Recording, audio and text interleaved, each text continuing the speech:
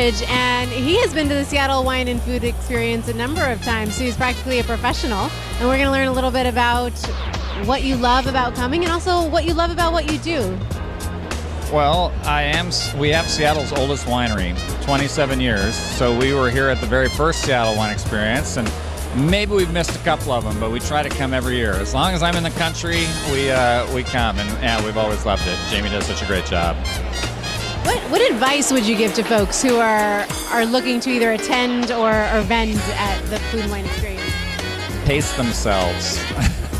have food early. Stay away from the distilled spirits row. No, be careful there. That's my own downfall. I think I'm just having wine, and then all of a sudden I'm tasting whiskeys and I'm under the weather. But no, I love how much variety we have in Seattle, and this really shows what's available to us. So you have an interesting background and experience in this community. Tell me a little more about that. Well, when we started our winery 27 years ago, we were the only winery in Seattle. And it was about 10 years we were the only one. And now, within a block of my winery are 10 restaurants, when there were none 25 years ago.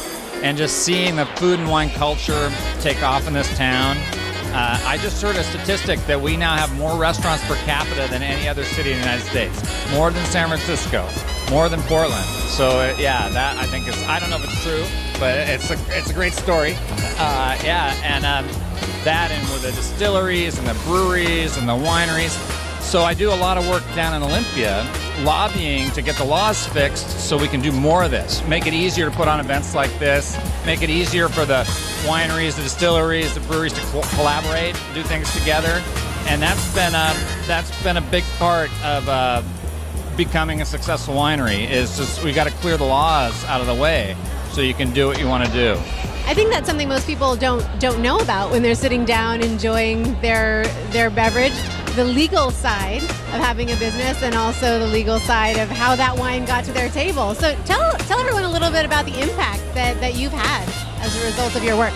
Well, I don't think it's me so much, but I'm a recovering attorney. So my day job, for years was an attorney, and I had the winery on the side.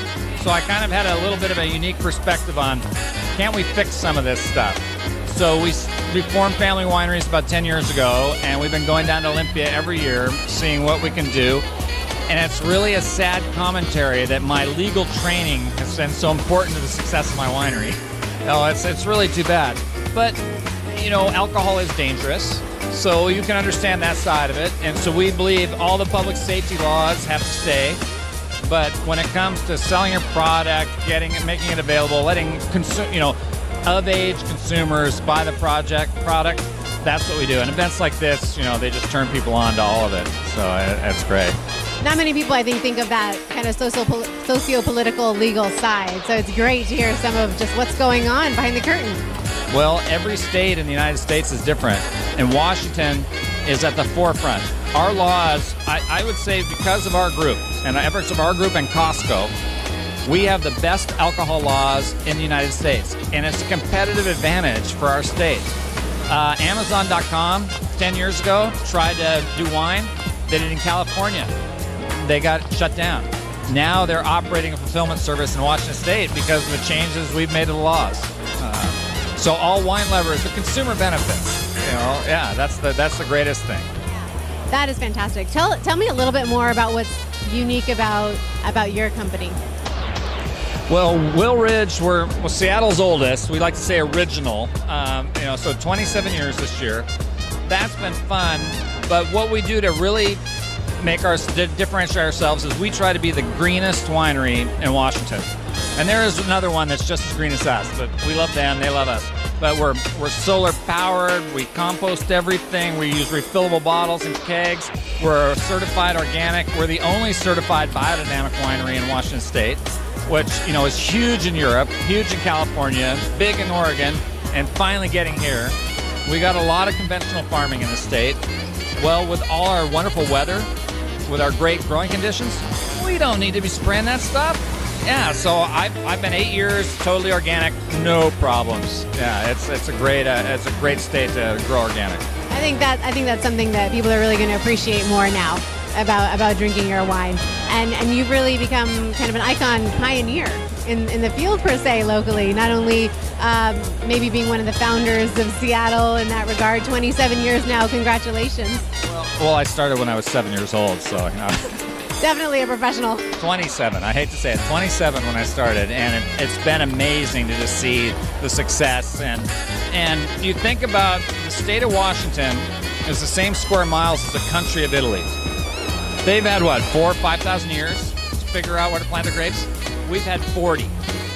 So to be here at the beginning, you say a pioneer, I don't feel that old, but to be here and see this happen, it's really been amazing. That's remarkable. Thank you so much for chatting with me today and letting everyone know a little bit more about what you do and what you love and how you've impacted the wine industry so significantly. Where can people find out more about you?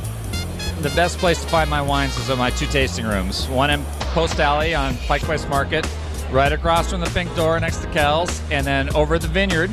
If you head over to Yakima, we're the first vineyard on the first one you'll come to, about 2 hours away. You can give your first stop on the way over or your last stop on the way back. Great. Thank you so much. Have a fantastic evening.